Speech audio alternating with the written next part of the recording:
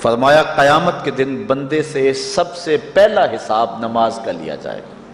اگر اس کی نماز ٹھیک ہو گئی تو وہ فلاح پا گیا، اگر پہلا تول ٹھیک آ گیا تو وہ کامیاب ہے، وَأَنْجَحَ اور نجات پا گیا، وَإِنْ فَسَدَتْ فَقَدْ خَابَ وَخَسِرَ اور اگر پہلا تول ہی ٹھیک نہ ہوا تو پھر وہ ذلیل و رسوا ہو گیا۔ حضرت عبادہ بن صامت رضی اللہ تعالیٰ عنہ سے ایک طویل روایت ہے، وہ کہتے ہیں کہ حضور علیہ السلام نے مجھے 7 چیزوں کا حکم دیا، مجھے وصیت کی کہ ان 7 کاموں کو کرنا ہے۔ ان کے اندر جو دوسری چیز تھی وہ حضور نے یہ ارشاد فرمائی، وَلَا تَتْرُكُوا الصَّلَاةَ مُتَعَمِّدِينَ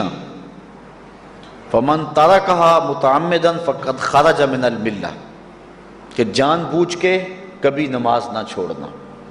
جس نے نماز چھوڑی وہ ملت اسلامیہ سے نکل گیا۔ اور حضرت معاذ بن جبل رضی اللہ تعالی عنہ سے بھی ایک طویل روایت ہے کہ حضور نبی رحمت صلی اللہ علیہ وسلم نے ان کو 10 وصیتیں کی تھیں۔ حصول برکت کے لیے یہ ساری حدیث میں آپ کے سامنے رکھ دیتا ہوں۔ کہتے ہیں اوصانی رسول اللہ صلی اللہ علیہ وسلم بعشر کلمات، حضور نے مجھے 10 باتیں ارشاد فرمائیں، حکمت سے بھری اور رحمتوں سے بھری ہوئی ایک ایک بات ہے، ان کے بول بہاروں جیسے اور اصحاب ستاروں جیسے۔ تو اتنا خوبصورت کلام، لہو خورشید کا ٹپکی اگر ذرے کا جگر چیر۔ حضور نے 10 باتیں حضرت معاذ بن جبل رضی اللہ تعالی عنہ کو بطور وصیت ارشاد کی۔ کہتے ہیں کالا، حضور نے مجھے کہا، ارشاد کیا، لا تشرک باللہ شیئا وَإِن قُتِلْتَ وَحُرِّقْتَ اللہ کے ساتھ کسی کو شریک نہ ٹھہرانا، اگرچہ تجھے قتل بھی کیا جائے اور تجھے آگ میں جلا بھی دیا جائے، کبھی بھی اللہ کے ساتھ شریک نہ ٹھہرانا۔ دوسری بات حضور نے مجھے یہ ارشاد فرمائی، وَلَا تَعْصِ وَالِدَيْكَ وَإِنْ أَمَرَاكَ أَن تَخْرُجَ مِنْ أَهْلِكَ وَمَالِكَ کہ اپنے والدین کی کبھی نافرمانی نہ کرنا، اگرچہ تجھے حکم دیں کہ اپنے مال کو اور اپنے بچوں کو لے کے گھر سے نکل جا، تو کہا یہ کر لینا، نکل جانا، لیکن والدین کی نافرمانی نہ کرنا۔ تیسری بات حضور نے ارشاد فرمائی، وَلَا تَتْرُكَنَّ صَلَاةً مَكْتُوبًا مُتَعَمِّدًا فَإِنَّ مَنْ تَرَكَ صَلَاةً مَكْتُوبَةً مُتَعَمِّدًا فَقَدْ بَرِئَتْ مِنْهُ ذِمَّةُ اللَّهِ فرمایا اے معاذ بن جبل،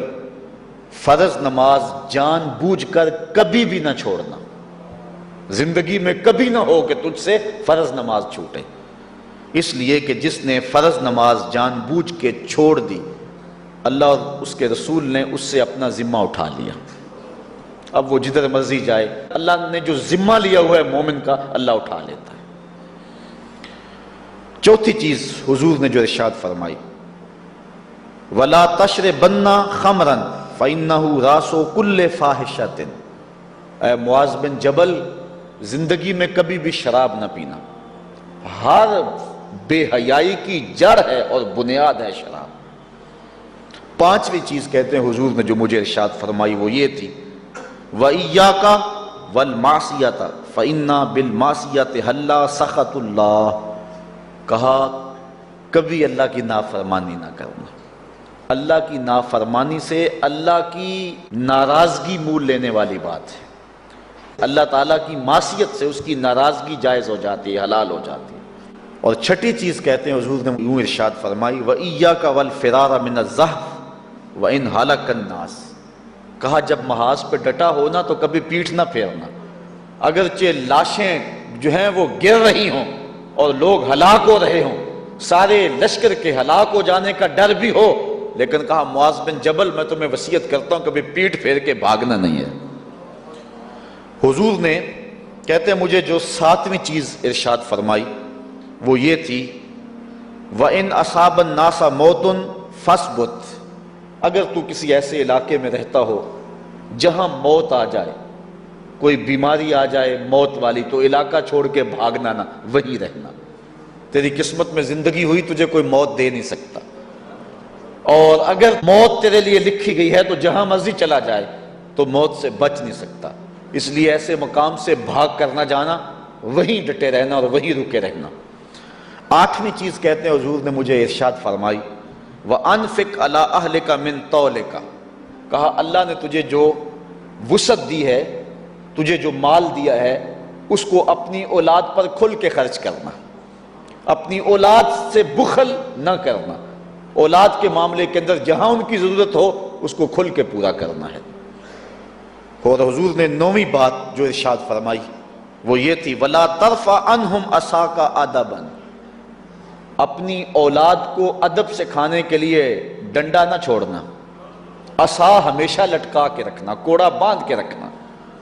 اور 10ویں چیز کہتے ہیں حضور نے جو مجھے ارشاد فرمائی، وَأَخْفِهِمْ فِي اللَّهِ، اپنی اولاد کے دل میں اللہ کا خوف ڈالتے رہنا، اللہ کا ڈر پیدا کرنا اپنی اولاد کے اندر۔ تو نے اپنی اولاد کو یونیورسٹیوں اور کالجوں تک پہنچایا، بیرون ملک سے بھی تعلیم دلوائی، لیکن اللہ کا خوف نہ سکھایا۔ اللہ کا خوف سکھانا اپنی اولاد کو، ایسے لوگوں کی صحبت میں بٹھانا جن کی صحبت میں بیٹھ کر اللہ کا خوف پیدا ہو جائے، ان کو ایسی کتابیں لا کے دینا کہ جن سے خشیت الہی ان کے سینے میں پیدا ہو۔ اگر تو نے سب کچھ دے دیا، عالی نسب بنگلے دے دی اپنی اولاد کو، تو نے جو ہے وہ بہت اچھی تعلیم دلوا دی اپنی اولاد کو، دنیاوی سوسائٹی کے اندر ان کا وقار بہت بلند ہو گیا، تو نے سب کچھ دے دیا اپنی اولاد کو، اللہ کا خوف نہیں دیا تو کچھ بھی نہیں دیا۔ تو حضور نے جو 10ویں وصیت حضرت معاذ بن جبل کو کی وہ یہ ہے کہ انہیں اللہ سے ڈراتے رہنا، اللہ تعالیٰ کا خوف، ان کی خشیت ان کے سینے میں پیدا کرنا۔ اللہ اکبر۔ حضور کا ایک اور فرمان سنیے، حضور نے فرمایا کہ جو شخص نماز چھوڑتا ہے، ایک طویل حدیث ہے جس کا یہ حصہ ہے، وَكَانَ يَوْمَ الْقِيَامَةِ مَعَ قَارُونَ وَفِرْعَوْنَ وَحَامَانَ وَأُبَيِّ بْنِ خَلَف، جو نماز ترک کرتا ہے قیامت کے دن قارون کے ساتھ، فرعون کے ساتھ، حامان کے ساتھ اور ابی ابن خلف کے ساتھ کھڑا کر دیا جائے گا۔ جس صف میں اللہ کے دشمن کھڑے ہوئے ہوں گے، بے نوازی کو بھی اس صف میں کھڑا کر دیا جائے گا۔ کتنی رسوائی ہے، کتنی ذلت ہے۔ کوئی بندہ یہ گوارا کرتا ہے کہ مجھے اس صف میں کھڑا کر دیا جائے جس میں دشمنان خدا کھڑے ہوں، دشمنان رسول کھڑے ہوں، میری کوئی بہن، میری کوئی بیٹی کیا یہ گوارا کر سکتی ہے کہ اس کو حضور پہ کانٹے پھینکنے والی ام جمیل کے ساتھ کھڑا کر دیا جائے، اس کو حضور کو اذیت دینے والی عورتوں کے ساتھ کھڑا کر دیا جائے؟ نہ میری کوئی بہن اور نہ کوئی میری ماں اس بات کو گوارا کرتی۔ تو جب